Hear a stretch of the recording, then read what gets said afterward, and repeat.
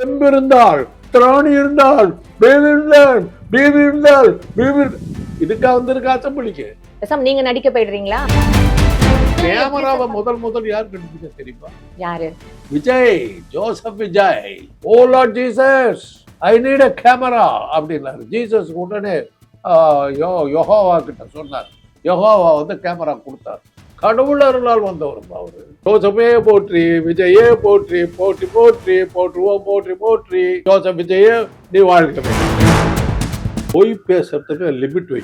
நாக்கு அழுகி கூட விடுவாரு, உருகி விழுந்துடும். ஜாக்கிரதை. ஃபைல வச்சுக்கிட்டு பத்திரமா வச்சுக்கிட்டு இருக்கேன்னாக்கா அந்த ஃபைல்ல ஏதோ ஆபத்து இருக்குது, அவருக்கு தான் ஆபத்து இருக்குன்னு தெரியும். அதனாலதான் முதலமைச்சரா இன்னைக்கு அமித்ஷாவால் நியமிக்கப்பட்டிருக்கு. ஒரு சிஎம் பார்த்து வந்து அட்டெண்டர்னு சொல்றது. அதுக்கு என்ன பண்றது? அந்த சிஎம் போஸ்ட் அட்டெண்டர் போஸ்ட் பண்ணிட்டாரு. அதுக்கு என்ன பண்றது? அது பார்த்துக்கிட்டு தேடி பார்த்துட்டு அப்பா அப்புறம் பண்ணிடலாம். நாசா சயின்டிஸ்ட் வந்தாரு இங்க பாத்தீங்களா? அவர் பிக் ஃபேன் ஆஃப் விஜய். ஏன் வந்தார் தெரியுமா? இப்படிப்பட்ட ஆள் எல்லாம் பூமியில இருந்தா சரி, அவர் அது நிலாவை காமிச்சலாம். யாரு? நாசா சயின்டிஸ்ட் பிக் ஃபேன் அவரு. அது உங்களால அக்செப்ட் பண்ணிக்க முடியல. என்ன சொல்றீங்க நீங்க எல்லா விஷயத்தையும்? ஏமா ஒரு கோமாளியை பார்த்து விசில் அடிச்சு சந்தோஷமா குதிக்குமா குழந்தை? அதுக்காக கோமாளி வந்து ஹீரோ ஆயிட முடியாது. நீங்க எக்ஸாகரேட் பண்றீங்க. அந்த அளவுக்கு பண்ண முடியல. ஜீசஸ் வருவார், ஜீசஸ் வருவார் அப்படின்னு சொன்னாங்க. வந்துட்டா. ஹிந்தியில மெஹமூட் எல்லாம் பார்த்துருக்கோம், தமிழ்ல நாகேஷ் எல்லாம் பார்த்துருக்கோம். ஒருத்தர் கூட ஆதவர்ஜனுடைய கால் தூசுக்கு சமமா விட்டாங்க. அப்பேற்பட்ட ஜோக். ஆதவர்ஜன் நான் வந்து ரொம்ப ரசிச்சு பார்த்த காமெடி படங்கள் தமிழ்ல கல்யாணம் பண்ணி பிரம்மச்சாரி, சபாஷ் மீனா, இதெல்லாம் அதையெல்லாம் தூக்கி அடிச்சுக்கிட்டு இன்னைக்கு அசம்பிளியில இவர் பேர் என்ன, முதலமைச்சர் பேர், சீஃப் மினிஸ்டர். முதலமைச்சர் பேர் உங்களுக்கு தெரியாது? தெரியலையா? அவர் பேர் வரமாட்டேங்குது. என்ன அமித்ஷாவுடைய ஆளுந தெரியும், பேர் என்ன பேரு தெரியாது உங்களுக்கு? பேர் ஜோசப் விஜய். இது எப்படி தெரியுமா இருக்கு? இது நான் எடிட்டர் கிட்ட சொல்றேன், இத போட சொல்லி, இத வந்து லிங்க் பண்ண சொல்றேன். அதான் வடிவேலு ஒரு படத்துல அப்படின்னும் போது எதிர்பக்கம் இருக்கிறவங்க பேசிட்டு இருப்பாங்கல்ல, அந்த மாதிரிதான் இருக்கு. நான் வந்து அப்படின்னு நான் பேசிட்டு பண்ணி நீங்க தான் பேசிட்டு இருக்கீங்க. எனக்கு ஒரு விஷயம் புரியல காந்தராஜ் சார், உங்களோட அனுபவத்துக்கு நீங்க எப்படி எல்லாமே பார்த்துட்டு தெரிஞ்சுட்டு பேசுறீங்களா, இல்ல வந்து நீங்க அடையன்னு நடிச்சுட்டு பேசுறீங்க? நான் என்னத்த பண்றது? படத்தை நம்ம தான் பேசுறேன். எதிர உட்காந்து கொஞ்சமாவது மூளை இருக்குன்னு நினைச்சா பரவாயில்ல. நீங்க நல்லா பெர்ஃபார்ம் பண்றீங்க, பேசாம நீங்க ஆக்டிங். அதான் வேற வழி இல்ல உங்களுக்கு. அது இப்படி பண்ணாக்க பெர்ஃபார்ம் பண்றாங்க. மக்களுடைய குரலை சொல்றோமா? அசிங்கமா கேட்கட்டுமா? பொம்பளையா இருக்கிறதுனால பேசாம இருக்கிறேன். இல்ல சார், நாங்க இப்ப இதை டெலிகாஸ்ட் பண்ணணுமா இல்ல நாங்க இதை கட் பண்ணணுமா? என்ன சார் எனக்கு இப்படி பேசுறீங்கன்னா எப்படி சார்? பேசுறதுக்குன்னு ஒரு மரபு இல்லையா? அனைவருக்கும் வணக்கம். இன்னைக்கு நம்மளோட டாக்டர் காந்தராஜ் சார் தான் இணைஞ்சிருக்காரு. அவர்கிட்ட நிறைய விஷயங்கள் கிட்ட தெரிஞ்சு போறோம். நிகழ்ச்சிக்கு போகலாம். சார் வணக்கம் சார். சட்டசபை லைவ் டைரக்டா டெய்லியும் பார்த்துட்டு இருப்பீங்கன்னு நான் நினைக்கிறேன். அதாவது 2 நாளைக்கு முன்னாடி வந்து சிஎம் விஜய் அவர் சொன்னாரு, என்னோட டேபிள்ல ஃபைல்ஸ் இருக்கு, அந்த ஃபைல்ஸை இப்ப நான் திறக்க வேண்டாம்னு நான் பாக்குறேன். காரணம் என்னன்னா, இடைத்தேர்தலையாவது நீங்க பழச்சுக்கோங்க அப்படின்ற மாதிரியான ஒரு விஷயத்த சொன்னார். அதுக்கு எதுக்கு சார் 2 நாள் கழிச்சு வந்து உதயநிதி அவர்கள் ஃபைல்ஸ் இருந்ததுன்னா நீங்க ஓபன் பண்ணுங்க அப்படின்ற ஒரு விஷயம் சொல்லணும்? இமீடியட்டா தானே ரிப்ளை பண்ணணும். ஏன்னா அவர் தானே அதையும் சொன்னாரு. எதுக்கு நீங்க வீட்டுக்கு போயிட்டு ட்வீட் பண்றீங்கன்ற மாதிரி கேள்வி எனக்கு ரொம்ப பிடிச்சது. எதிர்கட்சி தலைவர் உடனடியா பார்க்கணும். சீஃப் மினிஸ்டர் ஃபைல் பார்க்கறதுக்கு டைம் எடுத்துக்குவார். இல்ல அப்படி சொல்லல. வேற என்ன வேணா அதுக்கு உங்க வார்த்தைக்கு விளக்கம் சொல்லுங்க. எதிர்கட்சி தலைவர் எதுக்கு சார் 2 நாள் டைம் எடுத்துக்கணும்? கேள்வி ரைட்டு. இவரு சீஃப் மினிஸ்டர் ஃபைல வச்சுக்கிட்டு என்ன பாத்துக்கிட்டு இருக்காரு? ஏன் வச்சுக்கிட்டு இருக்காரு? இடைத்தேர்தலாவது நீங்க வந்து இவரா ஜெயிச்சாரு. 234 தொகுதிகள்ல 234 தொகுதிகளில் நின்று 108 இடங்களில் மாற்றமே ஞானேஷ்குமாரனுடைய கருணையினால் ஜெயித்து வந்தார். 126 இடங்களில் மக்களால் நிராகரிக்கப்பட்ட ஒருத்தர் சீஃப் மினிஸ்டரா உட்கார்ந்து இருக்கிறார். மெஜாரிட்டி இல்ல. ஃபைல வச்சுக்கிட்டு பத்திரமா வச்சுக்கிட்டு இருக்கேன்னாக்கா அந்த ஃபைல்ல ஏதோ ஆபத்து இருக்குது, அவருக்கு தான் ஆபத்து இருக்குன்னு தெரியும். அதனாலதான் முதலமைச்சரா இன்னைக்கு அமித்ஷாவால் நியமிக்கப்பட்டிருக்கு. அவரு இன்னைக்கு அவர் பயப்படுறாரு. திறந்தா நானே மாட்டிக்குவேன்னு அவருக்கு தெரியுது. அந்த மாதிரி ஓடறிட்டு இருக்காரு. இல்ல எனக்கே புரியல சார். இவங்க இப்பதான் ஆட்சிக்கு வந்தாங்க, இவங்க எதுக்கு மாட்டிக்க போறாங்க? முதல் போஸ்டிங் போட்டாருமா. தமிழ்நாடு ஸ்பெஷல் ரெப்ரஸன்டேட்டிவ் டெல்லிக்கு போட்டாரு. தமிழ்நாட்டை சேராத ஒரு அதுல என்ன ஊழல் இருக்க தெலுங்கு போகுது சார்? தன்னை வச்சு படம் எடுத்தவரை வச்சு போட்டாரு. அது ஊழல் இல்லையா? உங்களுக்கு அது ஊழல் கிடையாது. அது ஏன்னா அதை நேர்மைன்னு நினைக்கிற ஆளுங்க, ஊழலையே நேர்மைன்னு நினைக்கிற ஆளுங்க. உங்களுக்கு ஊழலுக்கு வித்தியாசம் தெரியாது, நேர்மைக்கு வித்தியாசம் தெரியாது. உங்ககிட்ட என்னத்தை பேசுறது? இல்ல சார், இதே வந்து உதயநிதி பண்ணிருந்தா என்ன சொல்லியிருப்பீங்க? சார் இப்ப அவங்க காலகட்டத்துல இந்த மாதிரி எல்லாம் யாருமே வந்து நியமனம் பண்ணல. அது அதனாலதானே மாத்துனாங்க, அதனாலதானே அவங்களை தோக்கடிச்சதா அப்போ நீங்க சொல்றீங்க. மக்கள் அது டிசைட் அப்புறம் அதை ஊழலை செய்வதவனையும் விட மாட்டேன், செய்பவனையும் விட மாட்டேன், செய்ய போகிறவனையும் விட மாட்டேன், எவனையும் விட மாட்டேன், உத்தம புத்திரன்.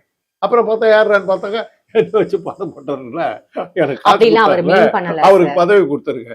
அப்புறம் என்னோட வந்து வீட்டுல சமையல்காரர் இருக்காரு, அவரை வந்து மந்திரி ஆக்கி இருக்கிறேன். கக்கூசுக்கு மந்திரி போட்டிருக்காருமா, கக்கூசுக்கு மந்திரி போட்டிருக்காரு. சார் ஃபர்ஸ்ட் அத நேத்து ஆரம்பிச்சது நேத்து சங்கி பச்சையா அமைச்சர் கேக்குறாங்க. அவர்தானே சார் பச்சையா ஆரம்பிச்சாரு. கேட்டாங்க, ஒரு இந்த அமைச்சருக்கு தான் வேலை, கக்கூசு போறாங்களா என்னன்னு பாக்குறது. சார் சார் அது இருந்து ஒரு சார் நீங்க விஷயம் ஒரு நிமிஷம் தப்பா நீங்க வந்து எனக்கு ஒரு விஷயம் புரியல காந்தராஜ் சார். உங்களோட அனுபவத்துக்கு நீங்க எப்படி எல்லாமே பார்த்துட்டு தெரிஞ்சுட்டு பேசுறீங்களா இல்ல வந்து நீங்க வேற எங்க மாதிரி நாங்க வந்து எங்களுக்கு பேசுறீங்களான்னு ஏதுமா அவ்வளவு அறிவு? என்ன கட்சி ஆரம்பிச்சா 2 மாசத்துல சீஃப் மினிஸ்டர் ஆகிற அளவுக்கு எங்களுக்கு எல்லாம் அறிவு எங்க இருக்குது? சார் அவரு உதயநிதி அவர்கள் தானே சார் ஃபர்ஸ்ட் வந்து சங்கி அமைச்சர் அப்படின்னு சொல்லிட்டு. உதயநிதி ஃபர்ஸ்ட் சொன்னாரு சங்கீத். சரி ஓகே. பொய் பேசுறதுக்கு லிமிட் வைக்கணும். நாக்கு அழுகி கூட விடுவாரு, உருகி விழுந்துடும், ஜாக்கிரதை. சரி ஓகே. கரூர் கம்பெனி வந்து ஃபர்ஸ்ட் அவர் வந்து சொன்னாரு. அதாவது இது வந்து ஒரு வாதமா தானே சார்? சட்டப்பேரவையில இதுக்கு முன்னாடி நடந்த விஷயங்கள் நீங்க பார்க்காம வாதம் தான்மா, இருந்திருக்கீங்களா சார்? வாதத்துல அளவு இல்லையா? இல்ல சார் நாங்க இப்ப இத டெலிகாஸ்ட் பண்ணணுமா இல்ல நாங்க இத கட் அது பண்ணணுமா? என்ன உங்க சார் இஷ்டம், எனக்கு அது உங்க இப்படி இஷ்டம். பேசுனீங்கன்னா எப்படி உங்கள்கிட்ட சார்? அது உங்க பேசுறதுக்குன்னு ஒரு மரபு இல்லையா சார்? ஒரு அதான் மாண்பு சொல்றேன். இல்லையா அது- சார்? அது- நீங்க அது- எப்படி வேணாலும் பேசிடுவீங்க. Correct correct. ஆக உங்களை பத்தி ஏதாவது பேசினாக்க உங்களுக்கு கோவம் வந்துடும். நீங்க வந்து போய் யூரினே பாஸ் பண்ணிட்டு போனா போய் நின்று அசிங்கமா கேட்கட்டுமா? பொம்பளையா இருக்கிறதுனால பேசாம இருக்கிறேன். அவர் யூரின் பாஸ் பண்ணிட்டு போய் நீ அங்க என்ன பண்ணிட்டு இருக்க? சார் 2.5 மணி நேரம் நீங்க வந்து அரெஸ்ட் பண்ண ஒருத்தவங்க கிட்ட வந்து அதான் வெளியில அவங்க வந்து நீங்க கேட்டாங்க. பேசிக்கலாமேன்றது தானே சார் கேட்டாங்க. அவங்களோட பாயிண்ட். அது அதுக்கு இப்படி ஒரு இந்த பதில் யூரின் பாஸ் பண்றது போறதை கண்டுபிடிக்கிறதுக்கு ஒரு அமைச்சரான்னு கேட்டாங்க. வாய முடி பார்த்துக்கிட்டான். இப்ப இன்னைக்கு அவருக்கு பேர் வந்து கக்கூஸ் மந்திரின்னு பேரு. நீங்க வச்சிருக்கீங்களா மக்கள் சொல்றாங்க, உங்களுக்கு மக்களுக்கு நான் தொடர்பு இல்லைங்க. சார்? மக்களோட பிரதிநிதி தான் சார் நாங்களும் வந்து பேசுறோம். மக்களுடைய பிரதிநிதி இல்லைங்க, அமித்ஷா ஞானேஷ்குமாரனுடைய பிரதிநிதிகள் நீங்க. அவங்க சொல்ற வேலையை செய்யற ஆட்கள், வேலை ஆட்கள். இதுக்கு சார் attendance. நீங்க மீடியாவெல்லாம் அப்படி பேசுறீங்க? அமித்ஷாவுக்கும் ஞானேஷ்குமாருக்கும் அட்டெண்டரா இருக்கவர் தான் விஜய். சார் அமித்ஷா அவங்க இங்க வந்திருக்கிறதுன்றது இப்ப முதலமைச்சரா இருக்கிறது ஜோசப் விஜய் அவங்க தான். மரியாதை நிமித்தமா போய் அவர் வந்து வெல்கம் பண்ணியிருக்காரு. அதுக்கு இருக்கு சார். அமித்ஷா வரவேற்பு கொடுத்தது நான் ஒண்ணு ஒரு வார்த்தை கூட சொல்லி, நீங்களா ஏன் இழுத்து விடுறீங்க? இந்த நிமிஷம் ஒண்ணு ஏதாவது சொன்னா அமித்ஷாவுடைய வேலையாட்கள், நீங்க தான் பிரதிநிதின்றீங்க. வேலையாட்கள்னு சொன்னா வேலையாட்கள். அட்டெண்டர். அட்டெண்டர். ஆமா, இதெல்லாம் ரொம்ப ஒரு சிஎம் பார்த்து வந்து அட்டெண்டர்னு அதுக்கு என்ன சொல்றதெல்லாம் வந்து பண்றது? ஒரு அந்த மாண்பா CM sir. Post attender post பண்ணிட்டாரு, அதுக்கு என்ன பண்றது? வாயை திறக்க மாட்டாரா, பதில் சொல்ல மாட்டாரா, அவருக்கு ரொம்ப வேலை இருக்குதா, அவருக்கு ஒரு ஆள் உட்காந்துட்டு சொல்றாரு. சார் அவர் செயல்ல காட்டுறேன்னு தானே சார் எந்த சொல்றாரு. செயல்ல காட்டினாரு சொல்லுங்க? சார் இப்ப 60 வருஷமா திராவிட மாடல் கட்சி எல்லாமே சொல்லிதான் இருந்தாங்க. ஆனா செயல்கள் எதுவுமே காட்டல. காட்டலன்னு அதான் அந்த 60 அர்த்தத்துல தானே வருஷமா சார். 60 வருஷமா காட்டலமா, 60 நாள்ல எல்லாத்தையும் காட்டி விட்டாரு, பூரா காட்டி முடிச்சிட்டாரு. 100 நாள்ல உங்களோட அனுபவத்துல ஒரு கட்சி இப்ப புதுசா வந்திருக்கு, அது இந்த மாதிரியான ஒரு கமெண்ட் பண்ணணுமா சார்? அது தேடி பார்த்துட்டு அப்பா அப்புறம் பண்ணிடலாம்.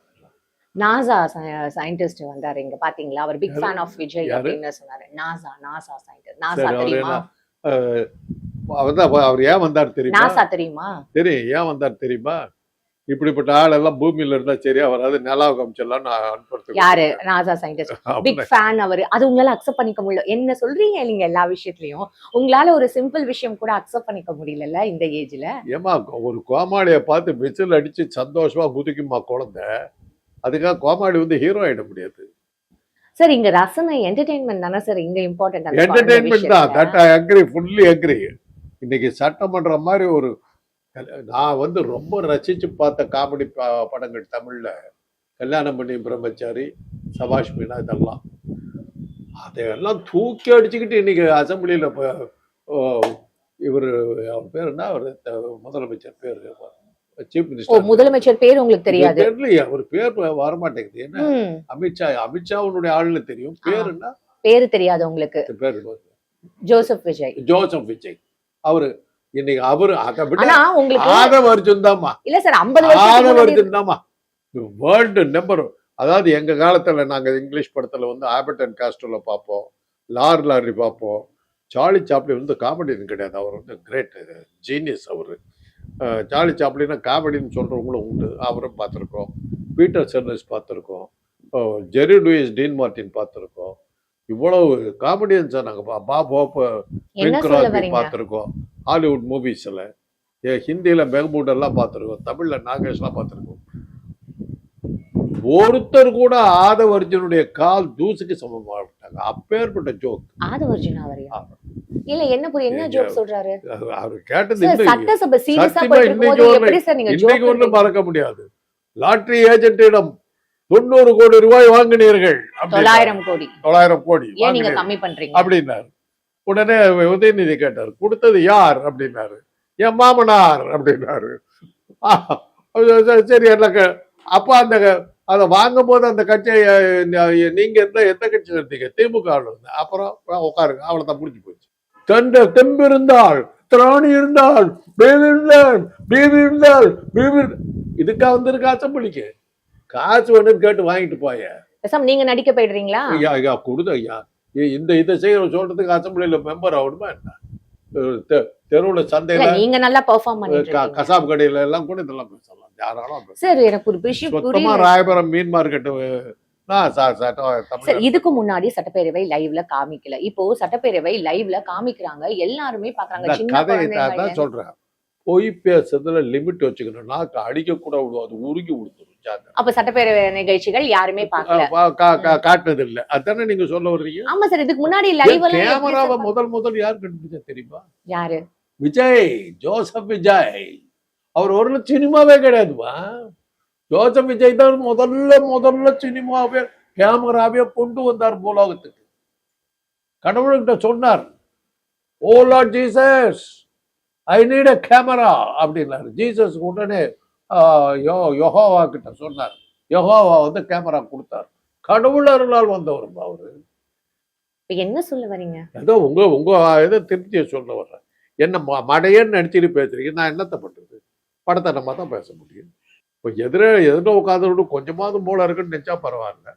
அடிமுட்டாள் நினைச்சுக்கிட்டு ஜோசப் விஜயை பத்தி பேசிட்டு போனா நான் என்ன சார்? எனக்கு புரியவே இல்லை சார். நான் வந்து இப்போ இதெல்லாம் நான் மென்ஷன் பண்ணவே இல்லை. நீங்க நல்லா பெர்ஃபார்ம் பண்றீங்க, பேசாம நீங்க ஆக்டிங். அதான் வேற வழி இல்லை உங்களுக்கு. அது இப்படி பண்ணாக்க பெர்ஃபார்ம் பண்றோன்றாங்க. மக்களுடைய குரலை சொல்றப்பா. இது மக்களோட குரல். யாரு தெரிஞ்சிருந்தாலும் தெரியும்.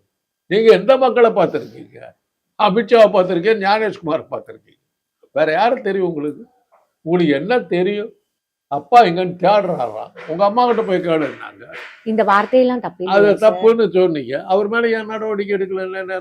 மேல அவர் மன்னிப்பு. உதயநிதி ஏதோ வந்து காவேரி தண்ணி ஏன் வரலன்னு கேட்டதுக்கு இவரா ஒரு முடிவு எடுத்துக்கிட்டு தஞ்சாவூருக்கு போய், தஞ்சாவூர்ல இருந்து ஒரு சென்னைக்கு கூட்டிகிட்டு வந்து கைது பண்ணி மறுபடியும் தஞ்சாவூர் கூட்டிட்டு போனாரு. துக்ளக் பிச்சை வாங்கணுமா? துக்ளக் பிச்சை வாங்கணும். பூந்து விளையாடுறாரு. அதான் கேட்கிறாரு அசம்பிளில. நான் தஞ்சாவூர்ல தானே இருந்தேன், அங்கேயே கைது பண்ணிருக்கலாம்.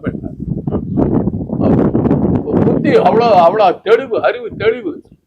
தஞ்சாவூருக்கு போய் அவரை கைது பண்ணி சென்னை கூட்டிட்டு வந்து, சென்னையில இருந்து தஞ்சாவூர்ல போய் கேஸ். இல்ல சார், நீங்க வந்து சார் நீங்க கேக்குறேன். இவ்வளவு சிறந்த அறிவுலக மேதை பூலோகத்துல அவதரிச்ச ஜீசஸ் மீண்டும் வருவார்னு கிறிஸ்தவர்கள் சொல்லுவாங்க. வந்துட்டாருன்னு தெரியும். நீங்க எக்ஸாகரேட் பண்றீங்க. அந்த அளவுக்கு ஜீசஸ் வருவார், ஜீசஸ் வருவார் அப்படின்னு சொன்னாங்க, வந்துட்டார். எனக்கு புரியவே இல்லை. என்ன நீங்க கன்வே பண்ண வரீங்க? உங்களுக்கு என்ன இது ஒண்ணு நீங்க என்ன கன்வே பண்ணீங்க? நான் கேட்கறேன். ஜோசப் பிரமாதமான ஆட்சி நடத்தாருன்னு சொல்லணுங்கிறீங்க. நீங்க வந்தது எனக்கு காதல கடுக்கலை போட்டுக்கிட்டு நல்லா. அது ஒரு கதை ஒண்ணு உண்டு, கேக்குறீங்களா? ஒரு அந்த காலத்துல ராஜாக்களுக்கு நாவிதர்கள் தான் வந்து தினம் ஷேவ் பண்ணி முகத்தால அலங்காரம் பண்ணி வச்சுட்டு போவாங்க. தினம் காலையில அவங்க தான் ஃபர்ஸ்ட் ஆளு ராஜா பார்க்கறது. அதுக்கப்புறம் தான் மக்களே அவர் ராஜா சந்திப்பார்.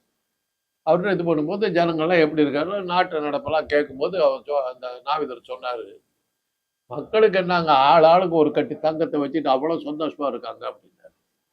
அந்த பதில் ராஜாவுக்கு ஒரு மாதிரி கொஞ்சம் வேடிக்கையாகவும் வித்தியாசமாகவும் இருந்தது.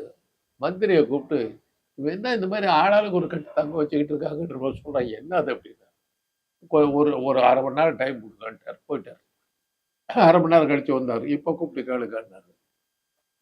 எப்படிப்பா ஜனங்களா இருக்காங்க? ஒரு கட்டி தங்கம் கூட இல்லாம அவன் சோத்துக்கு லாட்டி அடிச்சுக்கிட்டு இருக்கான் ராஜா. நாடு ரொம்ப ஒருமையில் இருக்கு. என்னன்னா, அவர் வீட்டுக்குள்ள இருப்ப அந்த 4வது வீட்டுக்கு போனாங்க, ஒரு கட்டி தங்கம் வச்சிருந்தான். வந்து அதை எடுத்துட்டு போயிட்டாரு. தங்கம் போயிடுச்சுன்னு நாடே குடிச்சாரு. அவன் வாழ்க்கை எப்படி இருந்தோ அதுதான் அவன் வந்து ஒரு உலகமே அப்படி இருந்தது. அதே மாதிரி ஜோசப் விஜய் தனக்கு ஆனந்தமான ஒரு வாழ்க்கை ஒன்று வாழ்றாரு. சந்தோஷமான வாழ்க்கை.